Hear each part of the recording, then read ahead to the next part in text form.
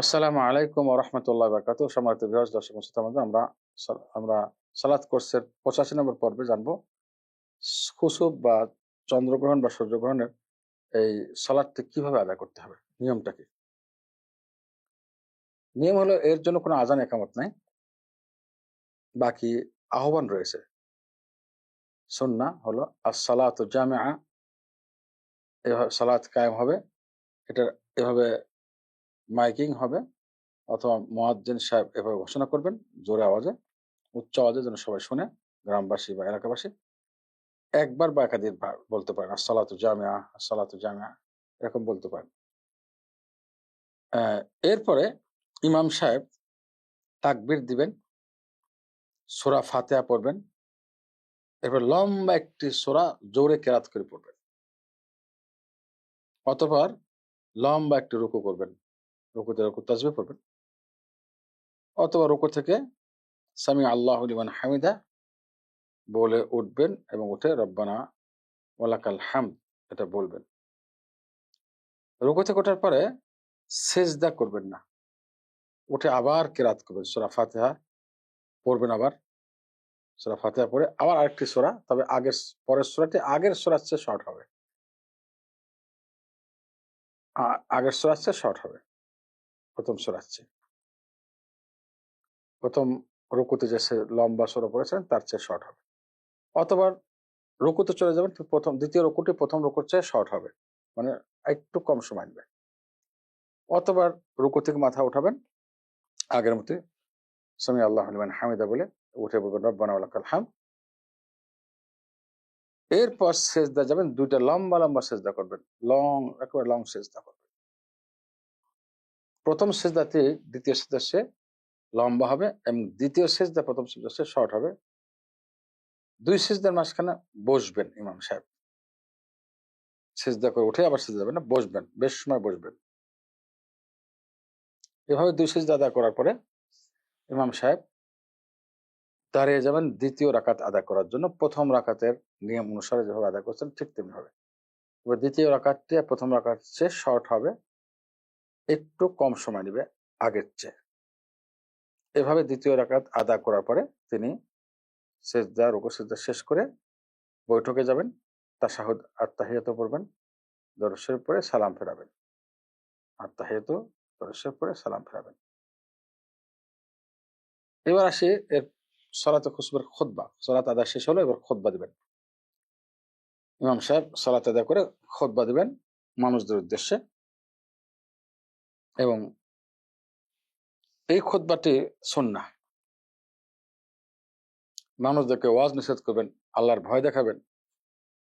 এই বিশাল ঘটনা আল্লাহ তাআলা ঘটিয়েছেন। সূর্যের আলো কেড়ে নিয়েছেন, চন্দ্রের আলো কেড়ে নিয়েছেন, আল্লাহ তাআলার আদেশে হয়েছে। সায়েন্স যেটাই বলুক, কিন্তু আল্লাহ তাআলা এটা ঘটিয়েছেন কি উদ্দেশ্যে? মানুষদেরকে ভয় দেখানোর জন্য, আখিরাতকে স্মরণ করার জন্য। এমনভাবে ওয়াজ করবেন মানুষের অন্তর জন্য নরম হয়ে যায়।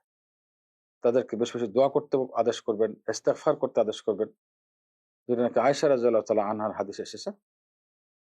এই হাদিসটি বিশুদ্ধ হাদিস, সহিহ বুখারীর হাদিস নাম্বার 1044 এবং সহিহ মুসলিমের হাদিস নাম্বার 901।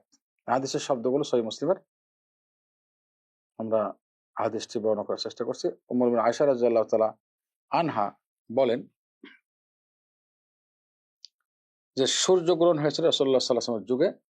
মহানবী সাল্লাল্লাহু আলাইহি সাল্লাম দাঁড়িয়ে গেলেন সালাতে। অথবা তিনি লম্বাভাবে দাঁড়িয়ে থাকলেন, অর্থাৎ লম্বা সূরা পড়লেন সূরা ফাতিহার পরে। অথবা তিনি রুকু করলেন, লম্বা রুকু, অনেক বেশি লম্বা রুকু করলেন।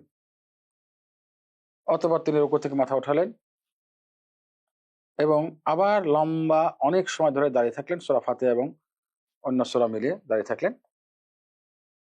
তো প্রথম যত লম্বা করেছেন প্রথমবার দাঁড়ানোর সময়টি, দ্বিতীয় দাঁড়ানোর সময়টি কম ছিল আগের চেয়ে। অথবা তিনি রুকু করলেন, দ্বিতীয় রুকু, তবে প্রথম রুকুর চেয়ে সময় কম ছিল। অথবা তিনি সেজদা করলেন। এরপর তিনি আবার দাঁড়ালেন দ্বিতীয় রাকাতের জন্য। এটা ব্যাখ্যা। আবার দাঁড়ালেন এবং প্রথম রাকাতে যতটুকু লম্বা করছেন তার চেয়ে কম সময় নিয়ে দ্বিতীয় রাকাতের জন্য দাঁড়িয়ে থাকলেন। আই মিন সূরা ফাতিহা এবং অন্য সূরা মিলালেন, অথবা রুকু করলেন, লম্বা রুকু, তবে এই রুকুটি প্রথম যে রুকু করেছিলেন তার চেয়ে একটু শর্ট বা কম সময় নিয়ে,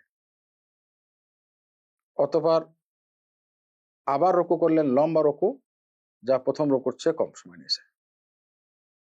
দুটো রুকু করলেন, দ্বিতীয় রাকাতে দুটো রুকু করলেন, এরপর সেজদা করলেন। সেজদা করার পরে সালাম ফেরালেন। যখন মহানবী সাল্লাল্লাহু আলাইহি ওয়াসাল্লাম সালাম ফেরালেন দুই দিকে, তখন সূর্যগ্রহণ শেষ হয়েছে। সূর্যগ্রহণ শেষ হয়েছে, রাসূলুল্লাহ সাল্লাল্লাহু আলাইহি ওয়াসাল্লাম মানুষদের উদ্দেশ্যে খুতবা দিলেন, আল্লাহ তাআলার প্রশংসা করলেন এবং প্রশংসা বর্ণনা করলেন। অতঃপর বললেন মহানবী সাল্লাল্লাহু আলাইহি ওয়াসাল্লাম, নিঃসন্দেহে সূর্য এবং চন্দ্র দুটি আল্লাহ তাআলার নিদর্শন, বড় নিদর্শন সময়ের অন্যতম নিদর্শন। আয়াত আয়াত মিন আয়াতিল্লাহ, দুটি আয়াতানি মিন আয়াতিল্লাহ। এবং এই চন্দ্রগ্রহণ সূর্যগ্রহণ কোনো কোনো ব্যক্তির মৃত্যুর কারণে বা জীবনের কারণে হয় না, জীবন মৃত্যুর কারণে হয় না। এটার উদ্দেশ্য, হাদিসটির অংশটুকু এর উদ্দেশ্য হলো, মানুষের ধারণা ছিল মহানবী সাল্লাল্লাহু আলাইহি ওয়াসাল্লামের ছেলে ইব্রাহিম নারিয়া কিপ্তিয়া মহানবী সাল্লাল্লাহু আলাইহি ওয়াসাল্লাম বান্দি ছিল, সেই ঘর থেকে এই সন্তান ইব্রাহিম যখন মারা গেল তখন সূর্যগ্রহণ দেখা দিয়েছে।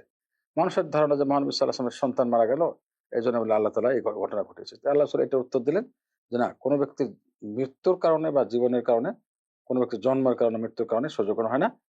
তোমরা যদি সূর্যগ্রহণ বা চন্দ্রগ্রহণ দেখো, দুটি সূর্য এবং চন্দ্রগ্রহণ দেখো, ফাকাব্বিরু, তোমরা কি করো, তাকবীর বলো, অর্থাৎ আল্লাহু আকবার বলো, আল্লাহ তাআলার বড় নিদর্শনের সামনে আসে, আল্লাহ তাআলার বড়ত্ব বর্ণনা করো এবং আল্লাহর কাছে দোয়া করো, আল্লাহর কাছে দোয়া করো, ও সল্লু, এবং দরুদ শরীফ পড়ো, এবং সালাত আদা করো, এবং সালাত আদা করো। তোমরা এক নম্বর ফাকাব্বিরু ওয়াদউল্লাহ, তোমরা তাকবীর পড়ো, আল্লাহু আকবার, এবং দোয়া করো এবং সালাত আদা করো। ওয়াতাসাদ্দাকু, এবং সাদকা করো। এই চারটি নির্দেশ এখানে, তাকবীর এবং দোয়া করা, সালাত আদা করার নির্দেশ এবং সাদকা করার নির্দেশ। এরপর মহানবী সাল্লাল্লাহু আলাইহি সাল্লাম বলেন, একটি বিষয়ে আলোকপাত করেছেন এখানে, ইয়া উম্মাত মুহাম্মদ, হে মুহাম্মদ সাল্লাল্লাহু আলাইহি সাল্লাম উম্মত, মহানবী সাল্লাল্লাহু আলাইহি ওয়াসাল্লাম নিজের নাম ধরে বলেছেন, হে মুহাম্মদ সাল্লাল্লাহু আলাইহি সাল্লাম। আমরা যারা শুনবো তারা সাল্লাল্লাহু আলাইহি সাল্লাম পড়বো। এটা একবার পরে এক বৈঠকে ওয়াজিব বা ফরজ, তো প্রত্যেকবার পড়া এটা সুন্নাহ মুস্তাহাব, কোনো সন্দেহ নেই। হে মুহাম্মদ সাল্লাল্লাহু আলাইহি সাল্লাম উম্মত, তোমাদের যে কোনো ব্যক্তির চেয়ে আল্লাহ তাআলার গায়রত, অর্থাৎ আল্লাহ তাআলার ঈর্ষা সবার চেয়ে বেশি, কোনো সন্দেহ নেই।